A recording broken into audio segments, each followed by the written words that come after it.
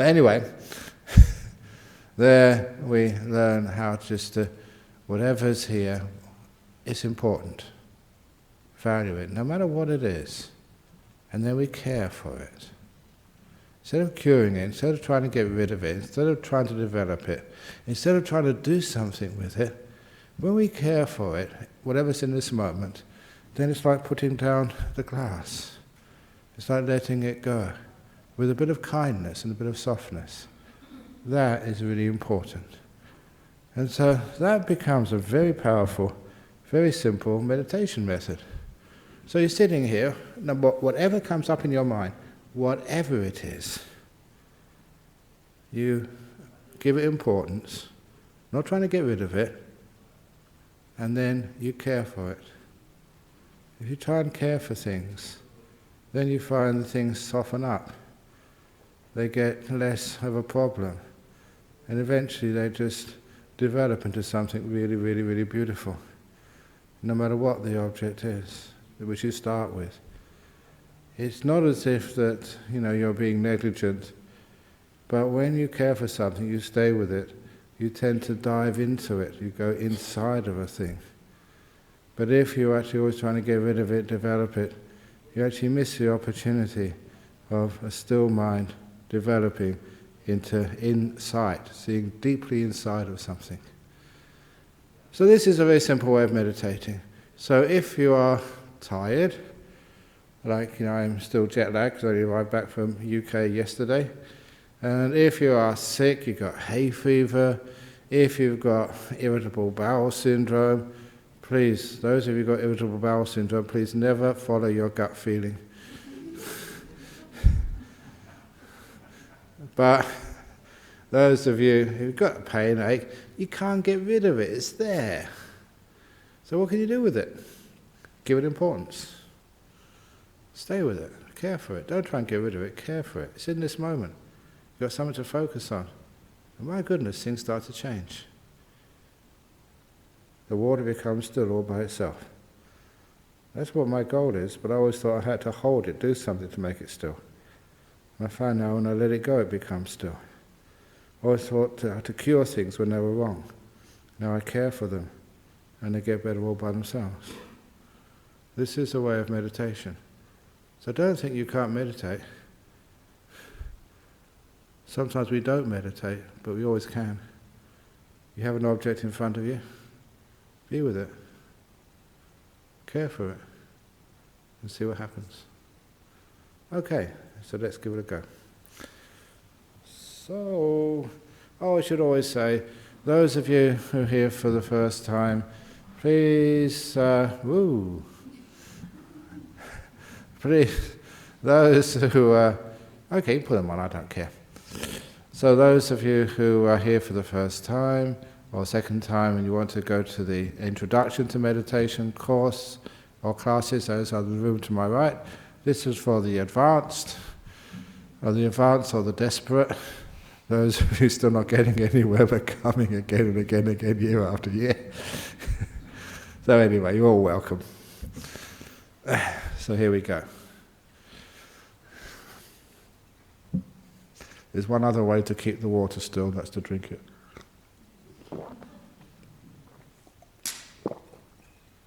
Disappeared, nibbana.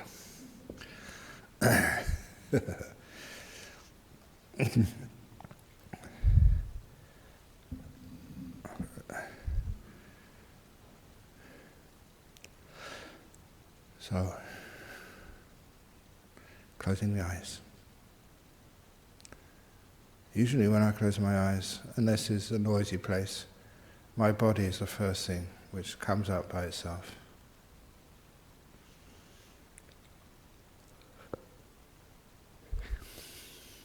You can feel all the tiredness, the jet lag, aches, pains, getting old, pains. As you experience them, you give them importance. It's quite a radical thing, especially if it's an ache, and a really bad ache or pain. Giving them importance is just not the sort of thing we're used to doing. We always try and get rid of them.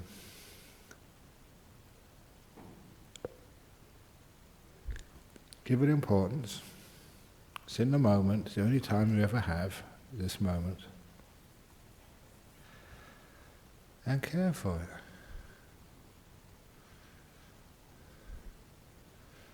Opening the door of your heart to whatever you're feeling right now.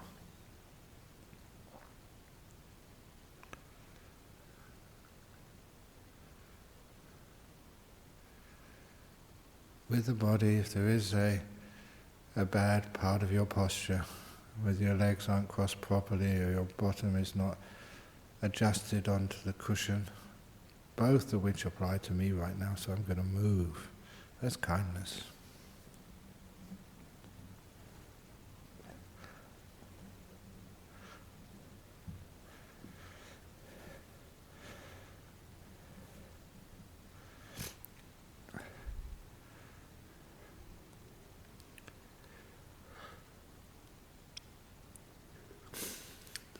Being here, being aware of whatever comes up in this moment, and just caring for it. Not trying to get rid of it, not wanting something else, but letting go, putting down this desire, this craving, this wanting, this not wanting.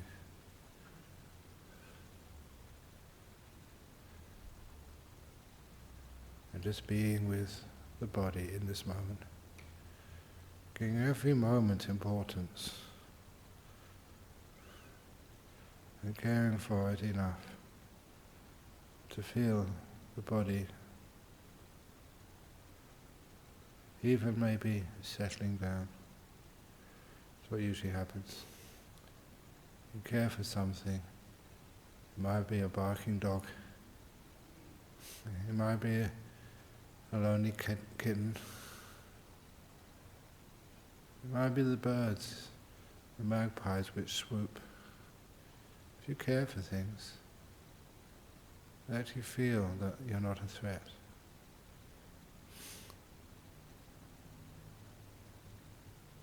Then they calm down.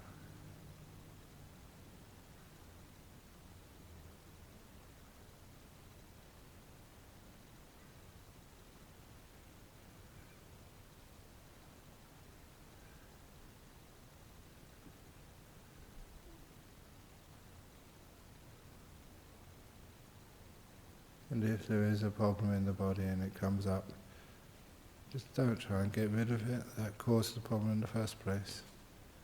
Open the door of the heart, care for it.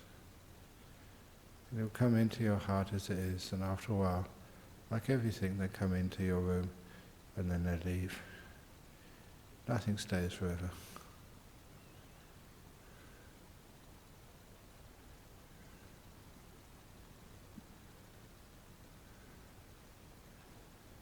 When the body does relax,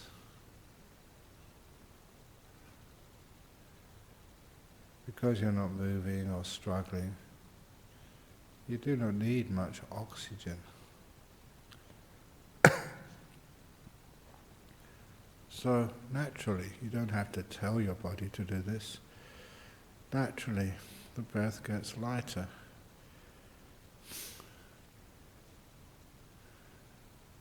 Smoother as you calm down physically. And as the body calms down, so does the mind. This is the most important time now. So you don't really worry about, or even sometimes don't know, how many minutes are left. That's my job. The reality of our world is always in this moment. Where we don't measure, time vanishes. Just being here.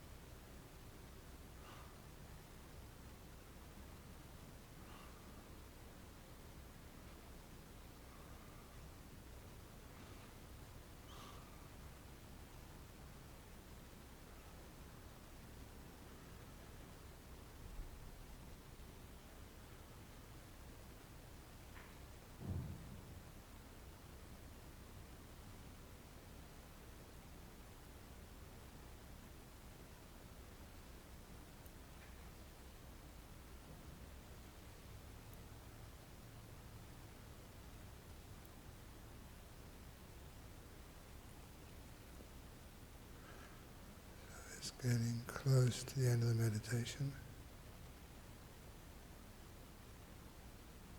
Time travels by itself. We don't need to worry. Now is the most important time. What are you aware of right now? Are you giving it importance? Are you caring for it?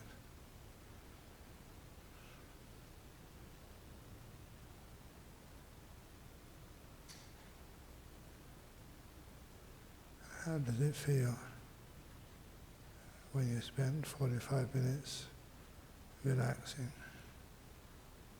not choosing, not getting rid of things, not trying to keep things, but giving every moment, whatever moment is here, importance and care?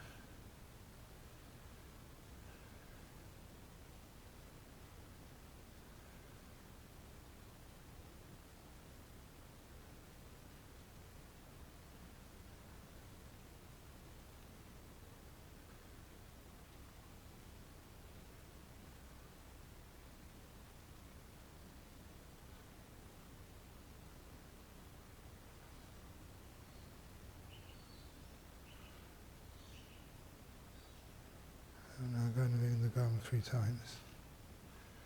Please listen to every sound of the gong.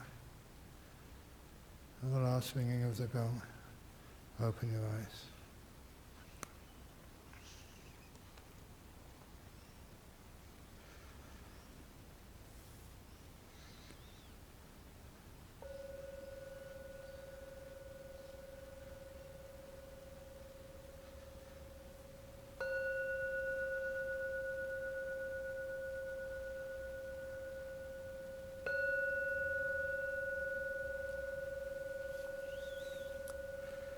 There we go.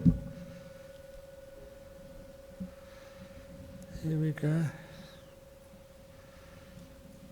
So we have 3 questions from overseas. This is Stream Live. First of all, from Thailand. Ask an old question, what is the mind? I could tell you, this, for the history of the mind in Western culture is that it was part of Greek culture. Aristotle would always say there are 6 senses: seeing, hearing, smelling, tasting, touching, and the mind was the 6th sense. He also called it a common sense, because whatever you see, hear, smell, taste, touch, the mind will also know. And over those centuries, the Western world has lost its mind and lost its common sense. We've only got 5 senses left now, and the mind is not respected. So the mind is the lost sense in the Western world. And because it's really ridiculous, you can measure the mind. And it's not measuring the brain, but measuring the mind. And one thing you can have direct experience of is when your 5 senses vanish, when they've gone. What you're left with can only be the 6th sense, the mind, which is one of the things we do in meditation. It's a simile of the Buddha, of refining gold. You get gold and there's many impurities in it. So you take out those impurities until it's 100% pure gold, no other element. And then you can find out the nature of what pure gold is. And that's what we do with meditation. All the other senses eventually stop. We're not unconscious, we're just fully conscious, more aware than we have been before, just with that 6th sense, the mind. And then we get to know it, what it's like, how it works, by purifying its mind of the other 5 senses, so they find its qualities. And for those of you who don't even go that far, actually you'll all go that far. Everyone will one day, they will suppress or restrain their 5 senses, will eventually disappear, and that's called death. Near-death experience, real dying, and then you find out that what's left is your mind. Interesting stuff. But if you don't want to die yet, or you don't want to get into the deep meditation, or you find it difficult to at the moment, just always know that what is a garden? A garden is a place where there's trees and bushes and flies in Australia right now. There's all these plants. It's defined by what exists in it. So a mind is defined by what exists in it, which is not of the physical world. There are things like love and kindness and peace, and its opposite, anger, ill will, frustration, depression. All of those things lie in the mind. So we can know what the mind is. So if any of you are ever depressed, one little trick is, if you're depressed, point to it. Where is it? Is it here? Is my head depressed? Is my heart depressed? Is it my earlobe is depressed? None of that, because it doesn't exist in the body.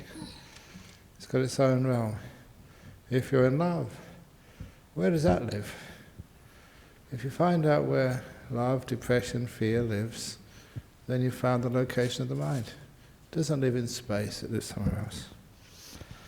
So that's what the mind is, and you can find out for yourself. And for goodness sake, don't think that the mind is just an offshoot of the brain. That is just so against evidence. That is dogma, that is not evidence-based. Thinking the mind doesn't exist. And anyway, next question from Malaysia.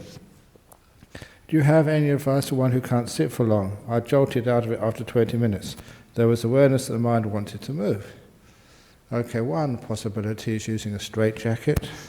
They're very cheap, you can get them on eBay. Stop you from moving. But no, that force is not going to really help. What does really help is just, if it's a habit, you always move after 20 minutes or so. Number one, obvious thing, make sure you're comfortable when you meditate. You don't have to sit full lotus on the floor. You can sit on chairs. You can just lean back. You can put your feet out. Find a nice comfortable position for yourself. Which means you don't need to move because of pain. But sometimes you just have habit, that's all. And if it's a habit, all you need to do is what we call the programming of mindfulness. At the beginning of your meditation, say, at 20 minutes when I feel I need to come out of meditation, I'll just do another 20 minutes straight away. I won't come out. Just keep it much more simple than that. When I want to come out, I'll stay a bit longer. When I want to come out, I'll stay a bit longer. When I want to come out, I'll stay a bit longer. You have to do this with awareness. So don't just say these things and just don't really mean them. In your own words, slowly, with as much awareness as possible. Really be mindful of what you're saying. And then it has an effect on you. It does actually get into your mind, and the mind usually goes on another track. Instead of 20 minutes always comes out, it tries something else. Stays there. And lastly, from New Zealand, when I do meditation, my body calms down. There is usually no emotions to calm down. Is it okay for me to watch my body during the whole meditation? You can watch the body for your whole meditation, but what happens after it calms down? There's nothing to watch, it disappears. So if it does disappear, your body vanishes, great. You're not unconscious, you're aware of something. So you ask yourself, what am I aware of?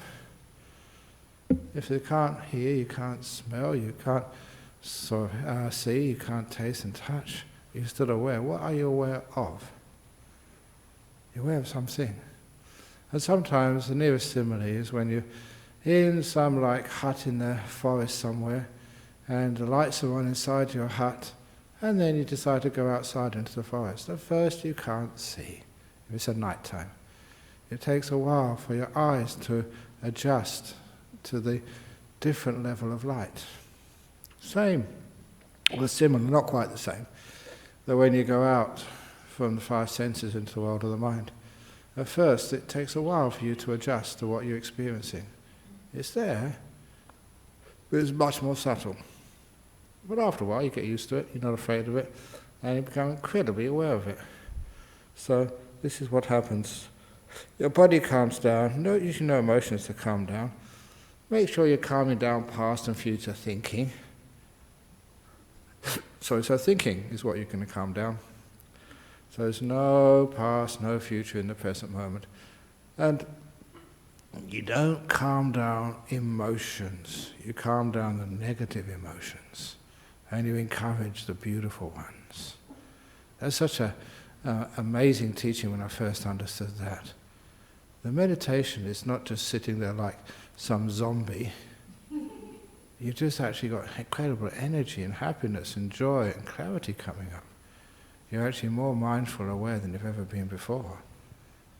And that good awareness, that strong awareness, is always associated with joy. In the Pali it's called piti sukha, joy and happiness, and it gets immense. It's ecstasy, it's bliss in the end. So what happens is that yes, your body is calming down.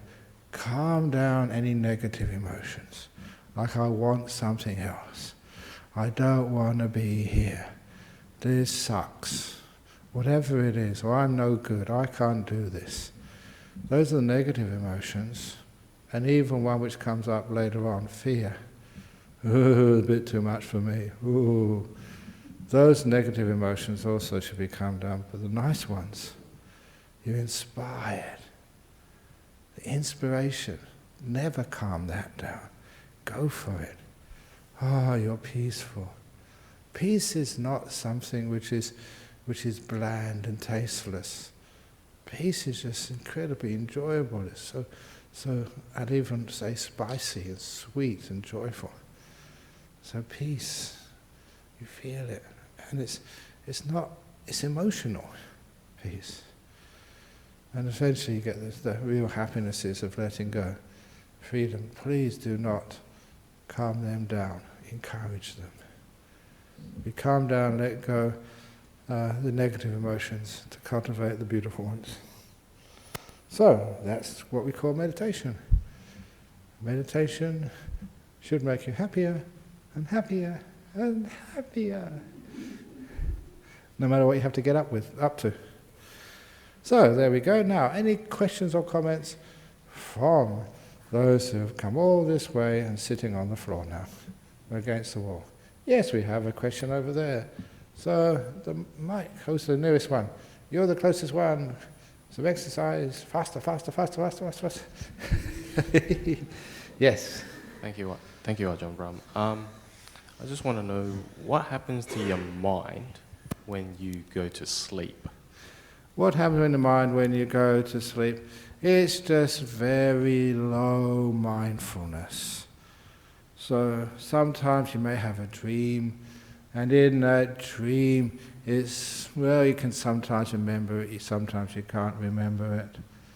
So, but that's so much different than when you are cultivating awareness. You're not sleeping.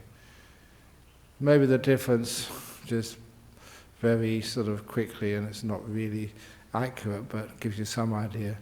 When you're asleep, you can be peaceful, but you're not really there to enjoy it. But when you're mindful, and when you're sort of in meditation, yeah, you're peaceful, and you really are aware. So what if you don't dream? If you don't drink? What do you mean, drink what? Water? I'm on the bottle. You don't drink? No, not drink, dream. Dream, you don't dream. Okay. One of the things is many people do dream, but they don't remember them. And sometimes people do have those vivid dreams. So those dreams vivid, or you don't dream at all. It could be just peaceful, but most of the time it's you don't really remember what you dreamt. You know, some years ago, I had one of those vivid dreams. This is not a joke, this is real. And I dreamt, my teacher, long after Ajahn Chah passed away, I dreamt that I went to him and he gave me this Dhamma teaching in my dream. And it was I was vivid enough, dream, that I was really excited. And I was saying, I made a determination, I'm going to remember this, I'm going to remember this. Because, my teacher was deceased. And I was just, I have to remember this is a brilliant teaching, really one of the best.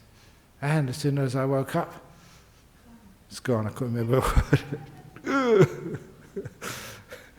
disappointed, but I laughed as well. He'd given me enough teachings in my life, so anything extra was gravy. So it wasn't really necessary. But sometimes you do have those vivid dreams. But are they really worth very much? For those of you who don't know this story, about how many, because when I went on Arms Round this morning, somebody said that it's a good day for the race. So I think it's Melbourne Cup season now.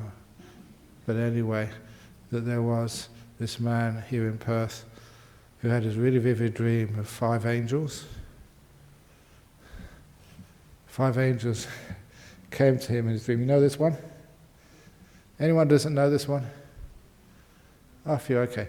5 angels came to him in a dream. And the angels had 5 big pots of gold coins. And so one by one they gave him these 5 big pots of gold, 5 angels. And when he received the last pot of gold, that's when he woke up. Just like those vivid dreams, the first thing he did, he looked around. Here's his bedroom in the morning. There was no angels. He didn't mind about that. All he did really worry about, there's no pots of gold. It was just a dream, but very vivid.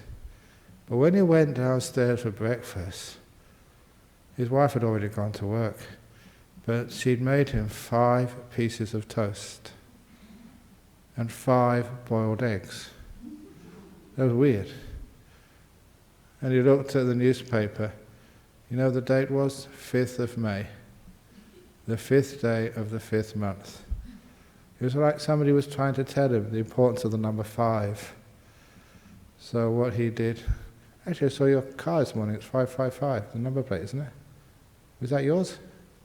Yeah, there we go. So number 5 is important today. So 5th of May...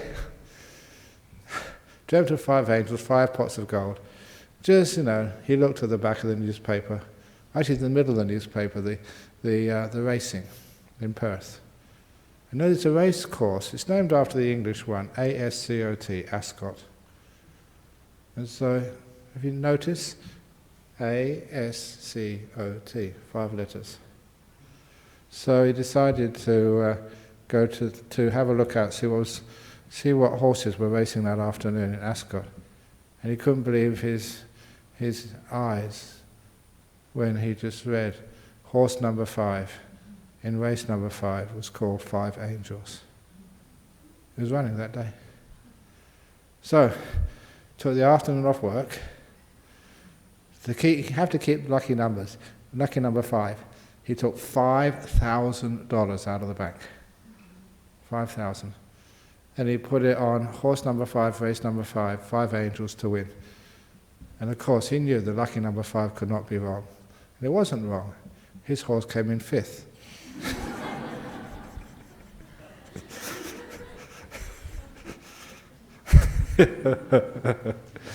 That's the trouble with dreams. We don't understand their meaning until afterwards. So it's better not to dream, then you don't lose any money. Any other? Okay. So we can actually now finish off for this afternoon, and we can now just... Oh, sorry, go on, yeah? I always got a problem trying to reconcile. Here we go, this one. The mind is actually a physical entity or a spiritual entity. Could you equate, say the mind is like in Christianity we have like the Catholics, they have a spirit. Could you equate that? Because I still have a bit of a confusion, really understanding whether it's a physical thing or a spiritual thing. Okay, the mind is called like a stream of consciousness. It's real, but to say that it's something which is always going to be there, which is like a permanent thing. So instead of looking at it as a thing, instead of saying it's no thing, like in Buddhism, it's like something in between. It's a middle way, and this is straight from the Samyutta Nikaya. You'll find that, maybe on a Sunday afternoon, I'm not sure where I was up to with the word of the Buddha, but it's actually in there. Instead of saying a thing or a no thing, it's a process. Something which is not permanent, but which is not sort of nothing at all. a cause and effect process, just like physical things, but not living in a physical world. So that process is something much different. We have become materialists in both senses of the word, in physical and also philosophical. And it's interesting to see why that both usually go together. Because people don't really put much attention or emphasis, on the spiritual, for want of another word, that which is outside of this world. In fact, a lot of people say it doesn't exist. But then they can't sort of measure and quantify things like love and kindness or hate or fear. And these are all stuff which drives our lives, but which we say is just some byproduct of the brain. Or please excuse me that sometimes people think, we can solve all these problems when that spiritual world becomes a bit unbalanced with some chemicals, with the psychotropic drugs. And there's something much more than that. It's not materialist. So a long time ago, most people they called it duality at the time, the mind and the body being something different, but that has been just so suppressed. And it's, some of my mates in the science fraternity did that, but there is a pushback. As you'd always know, whenever things go too far, there's always a pushback, from top scientists. And of course you saw one of those, my old mate, Professor Bernard Carr, close disciple of Stephen Hawking, who came here for that conference we had a couple of years ago. And it's not just him, it's Brian Josephson, Nobel Prize winner. He's got huge amounts of flack for developing meditation, mind-based things. And that's what he can do now, because he's got his Nobel Prize, so no one can really say he's wacky. He did something which was a quantum tunnel in solid-state physics. Brilliant guy. But he was also on the forefront of bringing that sixth sense into materialism, the mind. And which is one of the reasons why you get like a Buddhist country, countries aren't Buddhist, but with a majority Buddhist population like Bhutan, gross national happiness instead of gross national material product was their wonderful little spin on so-called development, not just your income, but just your quality of life. That is not materialism. It is looking after the mind world. So where does happiness and contentment live? You can't put it in space. You can't give it coordinates, because it doesn't live in physical space. It's got its own area. And you all know that final little argument, which is absolutely brilliant. I yet to have any philosopher, any scientist actually find any holes in that argument. Again, from Professor Bernard Carr, my common friend, Jeff, his daughter, first year at school, teacher asked the question, what's the biggest thing in the world? And the other kids said elephants, mountains, that sort of stuff. This girl said, my eye is the biggest thing in the world. What are you talking about? Said the teacher. No one understood her. And said, well, my eye can see her daddy, can see a mountain, elephant. My eye can see so much. If all of that can fit into my eye must be the biggest thing in the world. Your eye can see so much. Everything can fit in. So, it was such a great answer. Became I think she was a graduate in, biochemistry or something from Oxford. Got a PhD there. Brilliant girl. So, I said to my friend, 9 out of 10, not 10 out of 10, because the thing you call your mind, the mind can see everything your eye can see, many things which you will never see in the real world. It can hear, it can smell, it can taste, it can touch, real and imaginary phenomena, like the old phantom limb phenomena. And it can also, it can know its own world. Everything you will ever know, perceive, can fit into the mind. Therefore the mind must be the biggest thing. And you know very carefully, I never said biggest thing in the world, because the world can fit into the mind. It's another perspective, but a very useful perspective. So, that's why you can't locate the mind in this world. But you can locate the world in the mind. Different perspective. So anyway, gone for a long time with that. Sadhu, sadhu. Okay, so now let's go and pay respects to the Buddha Sangha and then see what happens next.